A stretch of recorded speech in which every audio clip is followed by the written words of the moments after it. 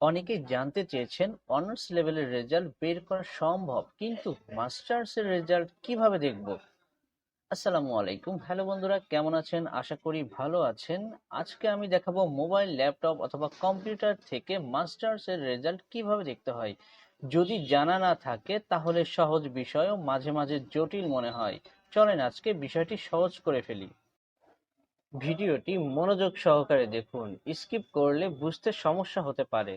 তারপরও যদি কোনো বিষয় বুঝতে সমস্যা হয় বা কোনো প্রকার প্রশ্ন থাকে তাহলে কমেন্ট বক্সে জানাবেন। চলেন ভিডিওটি শুরু করা যাক।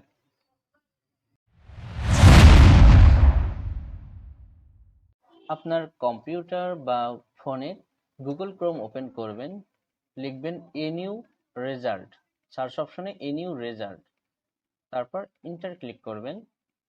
এখানে দেখবেন ওয়েবসাইট পেয়ে যাবেন, ন্যাশনাল ইউনিভার্সিটি রেজাল্ট, এখান থেকেও আপনি ক্লিক করতে পারেন। এখানে কয়েকটি বিষয় আপনাকে জানিয়ে দিই।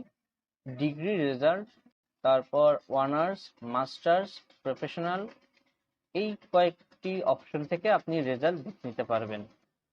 এখানে যে মাস্টার্স অপশনটি আছে এটাই ক্লিক করতে হবে। তারপর মাস্টার্স PRELL এটা ক্লিক করবেন। এখান থেকে আপনাকে প্রথমে রোল নাম্বার দিতে হবে। আমি রোল নাম্বার আগে থেকে লিখে রেখেছি। এখানে আপনাকে রেজিস্ট্রেশন নাম্বারটি দিতে হবে এবং এক্সাম ইয়ারের জায়গায় এক্সাম ইয়ার দিতে হবে।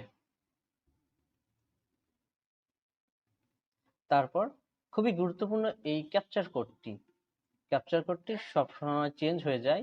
এটা সঠিকভাবে দিলেই দেখবেন রেজাল্ট শো হয়ে যাবে।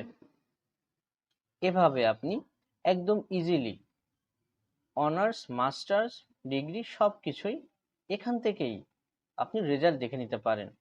আমি এখন এটি প্রিন্ট করে রাখবো। আপনি চাইলে এটি সেভ করেও রেখে দিতে পারেন।